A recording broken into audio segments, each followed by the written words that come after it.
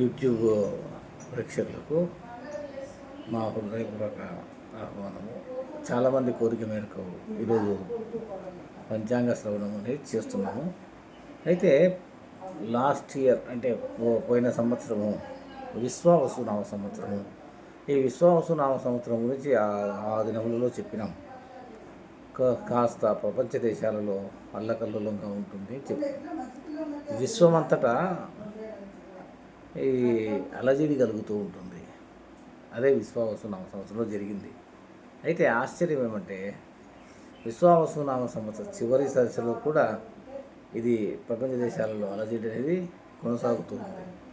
కాబట్టి ఈ పరాభవనామ సంవత్సరంలో కూడా ఆ యొక్క ప్రపంచము అనేది కాస్త అలజడులను సృష్టించుకుంటూ ఉంటుంది. ముఖ్యంగా ఈ దినము మనము ఈ పరాభవనామ సంవత్సరము ఎలా ఉంటుంది అనే దాని గురించి ఆలోచిస్తే వివిధ రాసులు ఎవరికైనా దోషాలు పరిహార్యాలు ఏదైనా గ్రహకాలాల్లో ఏమైనా దోషాలు ఉంటే కూడా వాటి యొక్క పరిష్కారాలు ఇవన్నీ కూడా మామూలుగానే చెబుతూ ఉంటాము. అయితే ముఖ్యంగా మనం చూడాల్సినది సూర్యుడు చంద్రుడు. సూర్యుడు అనే అద్భుతమైన ఒక పెద్ద నక్షత్రం సూర్యుడు. చాలామంది నేను అర్థం సార్ సూర్యుడు కూడా ఒక గ్రహమే అని అంటుంటారు. సూర్యుడు గ్రహం కాదు, ఒక పెద్ద నక్షత్రం. అయితే ఈరోజు మనము చెప్పే ఈ విషయాలు ఏమంటే ముఖ్యంగా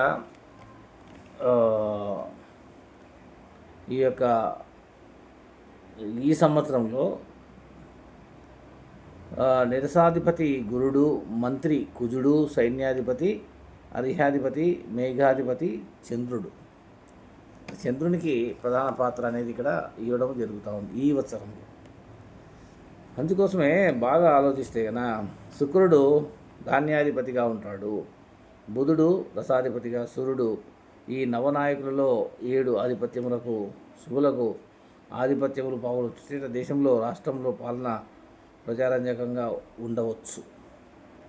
ఎందుకంటే మనం ఖచ్చితంగా చెప్పలేము, కానీ దేశంలో ప్రజాపాలన బాగుంటుంది. ఎందుకంటే ఒక పక్క యుద్ధాలు జరుగుతున్నాయి కాబట్టి ప్రజలు సుభిక్షంగా సంతోషంగా ఉండాలంటే పరిపాలించే ప్రభువులు వారు ఖచ్చితంగా శక్తి సామర్థ్యాలను మొత్తము ప్రదర్శించవాలి. ప్రజల కోసం వాళ్ళు ప్రధానమంత్రి పదవులను, రాష్ట్రపతి కానీ ఎవరైనా సరే, ఏదైనా ముఖ్యమంత్రి అయినా కానీ గవర్నర్, వీళ్ళంతా కూడా ప్రజల యొక్క ఓటు అనే ఆయుధంతో గెలిచిన వారే కాబట్టి, ప్రజల మంచి కోసం గెలిచిన వారే కాబట్టి, ప్రజలకు ఏదో మంచి చేస్తామని చెప్పి గెలిచిన వారే కాబట్టి ప్రజలను రక్షించు బాధ్యతను, ప్రజల యొక్క సుస్థిరత, ప్రజల యొక్క నైతికత ఇవన్నీ కూడా దేశం యొక్క భౌగోళిక స్థితిగతులను బట్టి ఆధారపడి ఉంటాయి. అయితే ఇప్పుడు ఈ రాసులలో ముఖ్యంగా కొన్ని రాసుల గురించి మాత్రమే మనము చెబుతూ పోతాము. ఈ పరాభవన సంవత్సరంలో మీరు విశేష అంశాలు మరియు చాలామంది చెబుతూ ఉంటారు, యుద్ధాలు వస్తే సరుకుల ధరలు పెరుగుతూ ఉంటాయి. అది సహజం. వీళ్ళు ఏం చేయలేరు, వాళ్ళు ఏం చేయలేరు. వ్యాపారం చేసే వాళ్ళు కూడా వాళ్ళకు కూడా వాళ్ళు కూడా ఖచ్చితంగా కొనాల్సిన పరిస్థితి ఏర్పడుతుంది. కాబట్టి ఆ వ్యాపార ధోరణుల పక్కన నుంచి దేశం యొక్క ప్రశాంత వాతావరణాలు ఉంటాయా లేదా స్థితిగతులలో మార్పులు ఉంటాయా అనేది మనం చూసుకుంటూ పోతే కన్నా జాగ్రత్తగా మనం ఎన్నో చూస్తే వాటిలో కొన్ని ఫలితాలు మాత్రమే చెప్తాము. సమయములు తక్కువగా ఉన్నందుకు కేవలము కొన్ని ఫలితాలు మాత్రమే చెప్తాము. అయితే ముఖ్యంగా ఈ యొక్క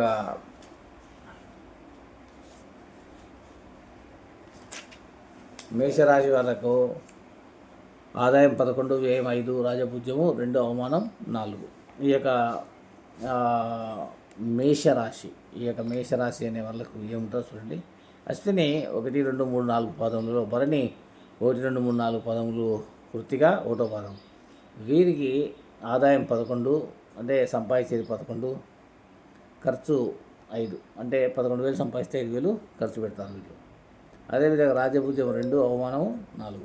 రాజభుజ్యం 2, అవమానం 4. అయితే ఈ రాశి వాళ్ళు ఏం చేయాలి అంటే అనుకూలత సరిగా ఉండదు కాబట్టి అవమానాలు తప్పవు, కంపెనీలు పనిచేయవలసి ఉండదు, స్థాన మార్పులు గ్రహ మార్పులు తప్పగా ఉంటాయి. కాబట్టి వీరు ఖచ్చితంగా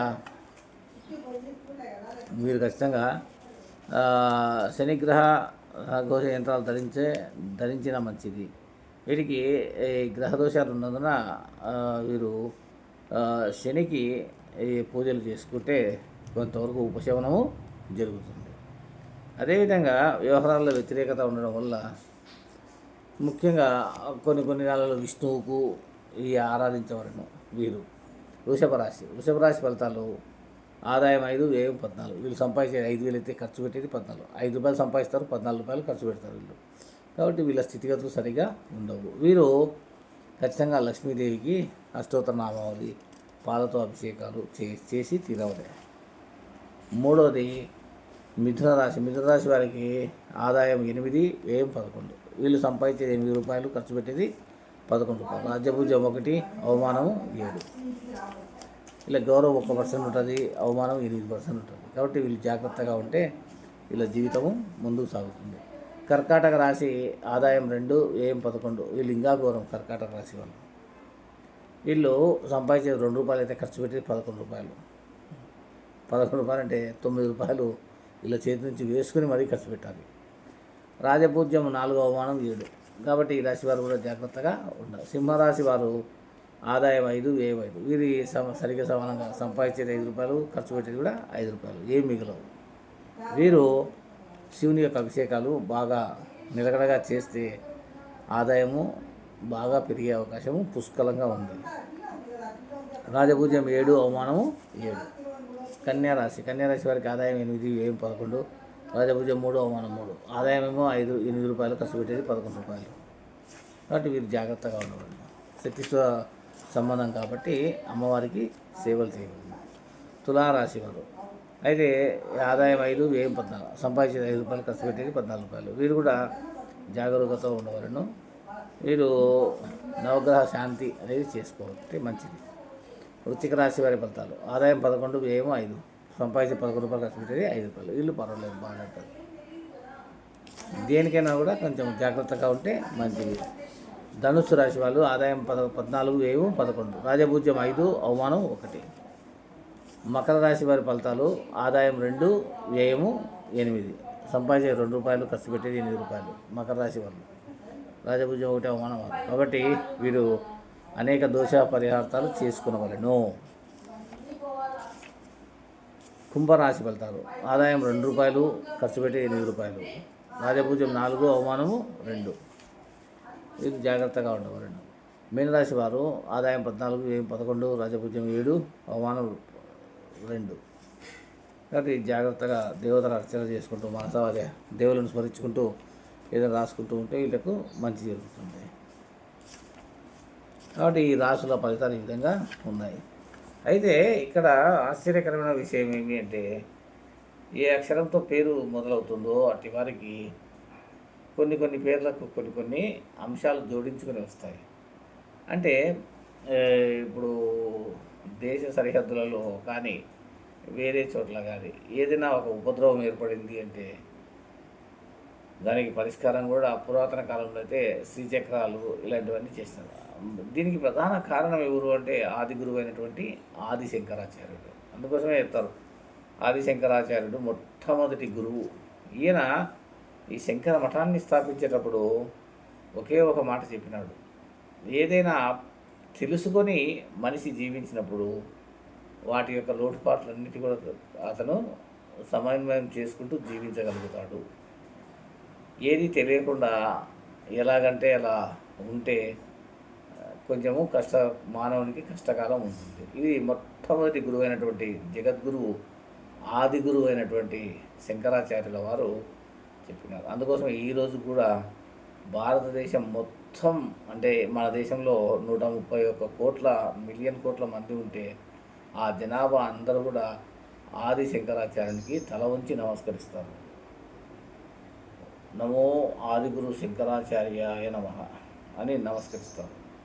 ఈ ఆదిగురు శంకరాచార్యుడు అంటే ఎవరో కాదు, శ్రీ పరమేశ్వరుని యొక్క అంశనే, శివుని యొక్క అంశనే. అందుకోసమే చాలామంది నాగభూషణుడు, జలకంఠుడు, మహాదేవుడు, భుజంగభూషణుడు, గంగాధరుడు, హరుడు, శివుడు అన్నీ ఒకరే. అయితే అద్భుతమైన పరిస్థితి ఏమి అంటే, ఈ యొక్క ఆదిశంకరాచార్యుడు ప్రతిదీ కూడా ప్రత్యక్షంగా చెప్పి చేసుకున్నాడు కాబట్టి అద్భుతమైనటువంటి దానిని ఇతను చేరుకోగలిగినాడు, మొట్టమొదటి గురువు కాగలిగినాడు. జై శంకరాచార్య.